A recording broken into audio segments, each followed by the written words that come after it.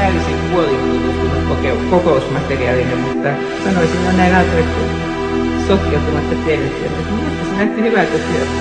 Mutta voisiko vielä kokouksessa parantaa? Joten haluan valtiovallan puolesta ja koko sydämestäni kannustaa teitä tähän työhön. Kysymys ei todellakaan ole vain sääntöjen määräämistä muodollisuudesta, vaan vakavasta työstä yhteisen tulevaisuuden puolesta.